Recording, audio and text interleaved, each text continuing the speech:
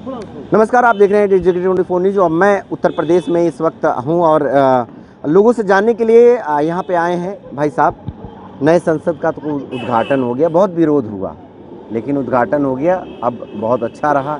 किस तरह से देखते हैं पूरे शुरू से अगर आखिरी तक बात किया जाए, बहुत विरोध हुआ, बहुत कि ये है वो है, ऐसे होना चाहिए, उद्घाटन में राष्ट्रपति जाने चाहिए, और आज उद्घाटन हो गया फाइनली।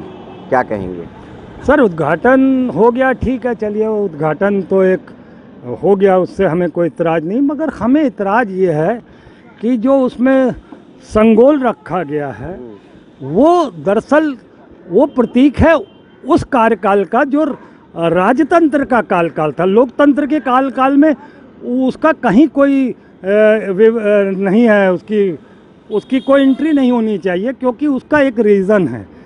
आप लोग ये तो इतिहास बना दिए ना अब तो।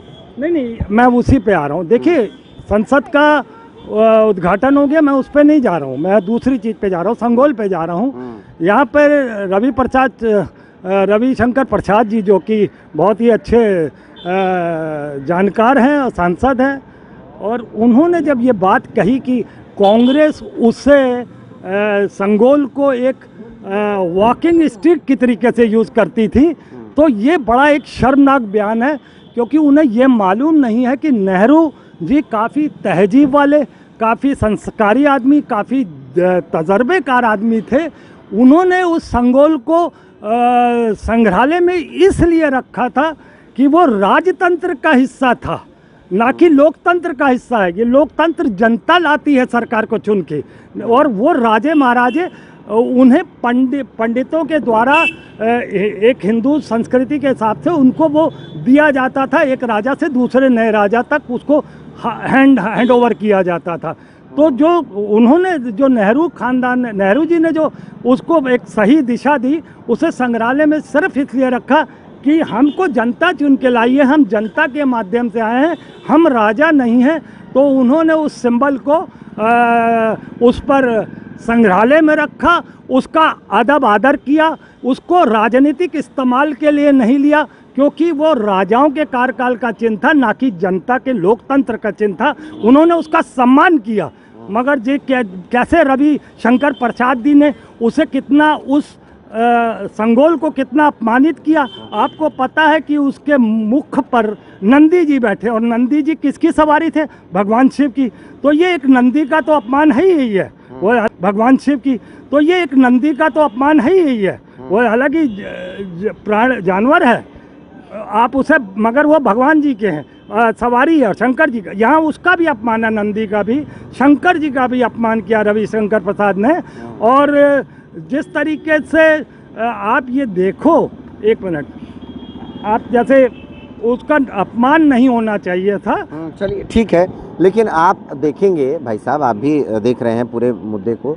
बहुत विरोध हुआ न्यू संसद भवन का उद्घाटन के लिए, बहुत विरोध किए कि ये ऐसे नहीं होना चाहिए, यहाँ राष्ट्रपति जी उद्घाटन करना चाहिए। लेकिन कहीं ना कहीं एक इतिहास लिखा गया और इतिहास को पन्नों में ये दर्ज हो जाएगा आज के दिन। कैसे इसको आप देख रहे हैं? ठीक है ना ये? अब देखिए, हम आपको बता दें, हमने उस दिन भी आपसे कहा था और आज भी कह रहा हूँ कि हिंदुस्तान में संविधान है तो हम हैं, और संविधान नहीं तो हमारा रहने का कोई अधिकार नहीं है। दूसरी बात रह गई है, हिंदुस्तान इसलिए पहचाना जाता था, ऋषि मुनियों का देश था, और सोने की चिड़ैया और दूध की नदी इसलिए बह रही थी। यहाँ पढ़े लिखे लोग थे, बुद्धिजीवी थे, बनाए हुए संविधान के महान पुरुषों को लोग सम्मान करने वाले थे। और जब महान पुरुषों का, भले लोगों का जहाँ पर सम्मान होता है, वहाँ पर अच्छे लोग होते हैं। और यही हमने उस दिन कहा था कि जो बनाया गया था संविधान में, अगर विधानसभा का उद्घाटन होना है तो राज्यपाल करेगा, पहला भाषण में अधिभाषण विधानसभा में करना है, विधान परिषद में तो राज्यपाल करेगा, या संसद भवन में होना है तो राष्ट्रपति करेगा। ये नए संसद का उद्घाटन हुआ, इसमें मोदी जी जाके उद्घाटन किए, ये सही लगा है ना? अब ये बताइए, सही है ना? ये वो देश के प्रधानमंत्री हैं, द्रौपदी मुर्मू जी राष्ट्रपति हैं,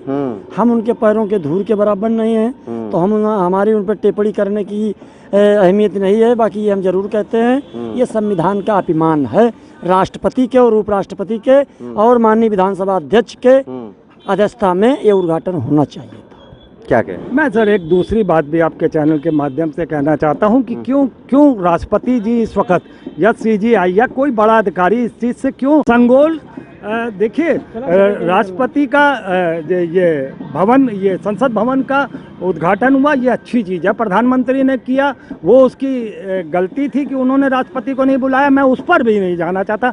मैं संगोल के बारे में फिर एक बार कहना चाहता हूँ कि संगोल को वहाँ रखने के साथ ही लोकतंत्र की परंपरा को जो आघात पहुंचा है, जो लोकतंत्र को जिस तरीके से बदनाम किया गया है मोदी के द्वारा, क्योंकि वो जो संगोल है वो प्रतीक है राजे महाराजाओं के कार्यकाल का, तो उसे जो लोकतंत्र की संसद है उस पर वो वहाँ पर स्थापित नहीं करना चाहिए। ये लोकतंत्र का भी अपमान है और देश की जनता का भी अपमान है, क्योंकि जिसे जहाँ होना चाहिए था, मैं बाद में एक बार रिपीट कर रहा हूँ कि जवाहरलाल नेहरू जी ने बड़ी अक्लमंदी का परिचय दिया था कि उस संगोल को संग्रहालय में सिर्फ इसलिए रखा कि वो राजा का काल की चीज़ थी। अब ये लोकतांत्रिक व्यवस्था से हम जी रहे हैं, तो ये जो अपमान किया है देश के प्रधानमंत्री ने, राष्ट्रपति को ना बुला के तो एक अपमान किया ही किया है, मगर संगोल को वहाँ पे स्थापित करना ये देश के साथ एक बहुत बड़ा मजाक है, जो शायद 2024 में या ये जल्दी अगर 2023 में भी चुनाव कराता है तो मुझे लगता है कि इस अपमान का बदला 142 करोड़ आवाम को जरूर लेना चाहिए, क्योंकि वो सीधा से सीधा संगोल का सिर्फ संसद भवन का ही अपमान नहीं है, लोकतंत्र का ही अपमान नहीं है, 142 करोड़ जनता का भी अपमान है। जिस तरीके से नरेंद्र मोदी ने अपने मनमाने ढंग से और किस तरीके से वो दंडवत प्रणाम करता है, वो एक दर्शाता है कि एक नौटंकीबाज प्रधानमंत्री हमारे देश के पटल पर बैठ चुका है और 9 साल से जिस तरीके से हमारे देश के साथ ये खिलवाड़ कर रहा है, अगर जनता नहीं जागी तो यकीन करिए हम बहुत ही मुसीबत में पड़ जाएंगे। मैं सोशल मीडिया पे, सोशल चैनल्स पे आते हैं जो अच्छे पत्रकार हैं, जो वरिष्ठ पत्रकार हैं, आप लोग उनको सुनिए, उनके विचारों को सुनिए। मैं तो उन्हीं से सब कुछ सीखा हूँ, उन्हीं से समझा हूँ कि देश किस तरफ जा रहा है। तो आप लोग मेरी चलिए सतपाल जी, देखिए बहुत ठीक है, देखने वाली बात होगी। आपकी जो मांग है अब जनता तक पहुंचेगी, जनता इसका क्या फैसला लेती है। 2024 चुनाव में आपने जिस तरह से एक गुहार लगाया कि जनता को जागना चाहिए, तो जनता जरूर फैसला करेगी, जो सही होगा वो बिल्कुल फैसला होगा। और जिस तरह से विरोध के बाद उद्घाटन हुआ और उद्घाटन सही से हुआ और सभी लोग खुश भी हैं, तो कोई लोग नाराज़ हैं, बहुत से लोग अभी भी विरोध कर रहे हैं।